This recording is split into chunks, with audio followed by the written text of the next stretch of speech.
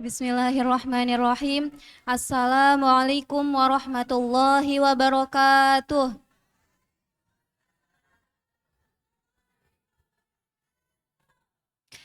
Alhamdulillahirabbil alamin. Assalatu wassalamu ala asyrafil anbiya'i wal mursalin sayyidina wa maulana Muhammadin sallallahu alaihi wasallam. Teman-teman yang dirahmati Allah, pada kesempatan kali ini saya ingin mengajak teman-teman semua untuk merenungi sebuah surah yang singkat tetapi mempunyai makna yang sangat padat. Surah yang begitu sering kita baca atau bahkan sudah kita hafal sejak kecil, yaitu Quran Surah Al-Asr. Ternyata Surah Al-Asr ini bukan hanya sekedar bacaan pengisi rakaat dalam sholat, tetapi ia juga merupakan manifesto kehidupan. Bahkan Allah Subhanahu wa Ta'ala membuka surah ini dengan sebuah sumpah yang agung. Wal asr, demi masa. Perhatikanlah, di ayat pertamanya Allah sudah membuka surah ini dengan sebuah sumpah atas waktu. Ini menunjukkan bahwa waktu adalah sesuatu yang sangat berharga. Sahabat Ali radhiyallahu anhu pun berkata bahwa rezeki yang tidak kamu peroleh hari ini itu masih bisa didapatkan lebih esok hari. Tetapi waktu yang sudah dilewatkan hari ini itu tidak akan bisa diharapkan kembali esok. Kemudian di ayat selanjutnya Allah kembali menegaskan bahwa innal insana lafi khusr. Sesungguhnya manusia benar-benar berada dalam kerugian. Disinilah keterkaitan antara ayat pertama dan ayat kedua. Di mana di ayat pertama itu Allah bersumpah atas waktu, kemudian di ayat berikutnya disebutkan bahwa manusia ini berada dalam kerugian karena tidak memanfaatkan waktu dengan baik.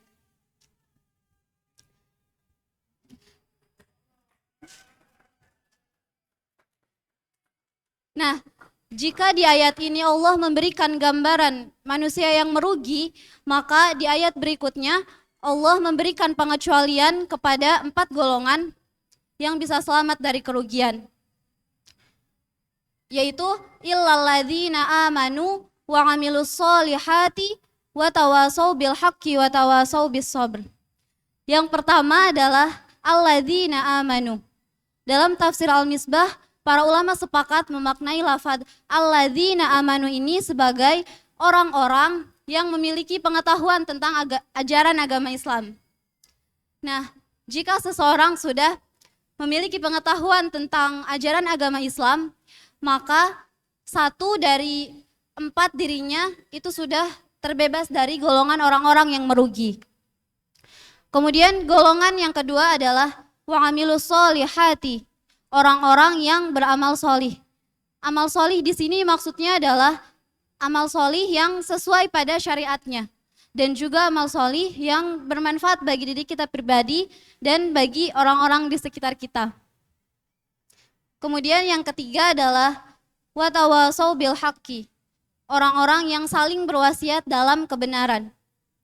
Pada poin ini kita ini diperintahkan untuk mendengarkan dan menyampaikan kebenaran kepada orang lain. Karena teman-teman, tidak dikatakan seseorang ini terbebas dari kerugian apabila hanya mengetahui kebenaran untuk dirinya sendiri. Karena setiap orang itu berkewajiban untuk menyampaikan kebenaran kepada orang lain.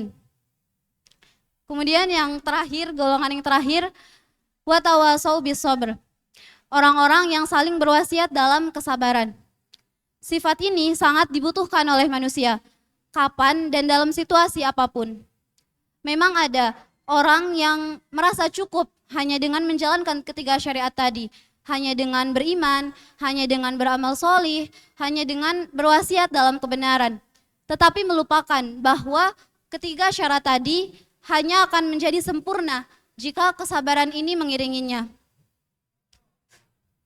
Nah, dari kedua wasiat tadi dapat disimpulkan bahwa kita semua ini dituntut, di samping mengetahui kebenaran untuk diri kita pribadi, kita juga dituntut untuk menyampaikan kebenaran tersebut kepada orang lain.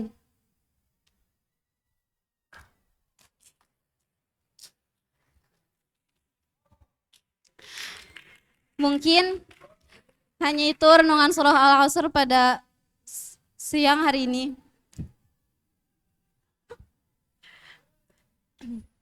Semoga kita tidak termasuk ke dalam golongan orang-orang yang merugi, yang memanfaatkan waktu bukan hanya sekedar umur yang terlewat, tetapi sebagai bekal menuju ke akhirat. Sungguhlah tepat pendapat Imam Syafi'i yang dikutip pada awal surah ini, yang berkata bahwa kalaulah manusia merenungi surah ini saja, niscaya cukuplah ia menjadi petunjuk bagi kehidupannya. Maha benar Allah dalam segala firman-Nya. Wassalamualaikum warahmatullahi wabarakatuh.